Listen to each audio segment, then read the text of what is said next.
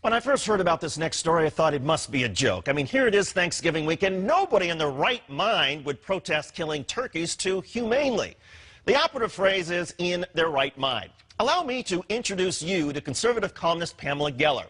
She's a darling of the right wing. She's a notorious hater of Muslims, and she just wrote a column complaining about Butterball. Here's the background. Butterball, as you may know, is one of the most popular producers of Thanksgiving turkeys in the United States. The company believes in making their product palatable to a variety of religious Americans. And to that end, Butterball recently confirmed its whole turkeys are certified halal. Halal is an Islamic term that refers to how animals are butchered, much like kosher butchering for Jewish people. Halal requires that an animal be killed in the most humane fashion possible by swiftly cutting the turkey's throat. According to Geller, this is a problem.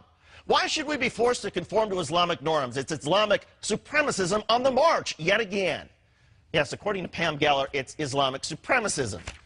She went on to write, quote, non-Muslims in America and Europe don't deserve to have halal turkey forced upon them in this way, without their knowledge or consent. So this Thanksgiving, fight for your freedom.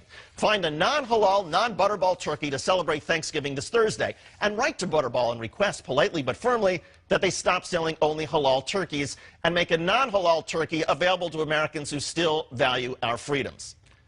Pam, we're talking about turkeys, and allow me to enlighten you and your readers. It's not just how a turkey is killed that is important for halal or kosher certification. The animal must not be diseased. If the turkey has tumors or cysts, it's not certified. The meat must not come in contact with contaminants, like worms, bugs, dirt, feces, bacteria, things that are also not allowed by federal meat inspectors. All the blood must be allowed to drain out before packaging.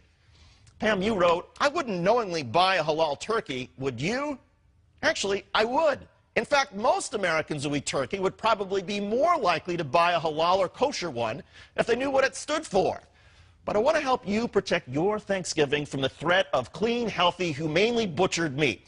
So I encourage you to go to a turkey farm tomorrow, ask for the most diseased animal around, clobber it over the head with a dull hammer, but not too hard because you want the bird to suffer for a while.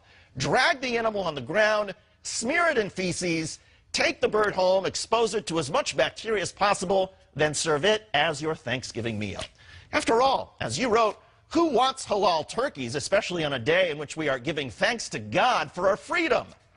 Exercise your freedom, Pam. Go with diseased, dirty, infected turkey meat, and let us know how your family and guests enjoy the holiday at your house or whatever insane asylum these days you are calling home.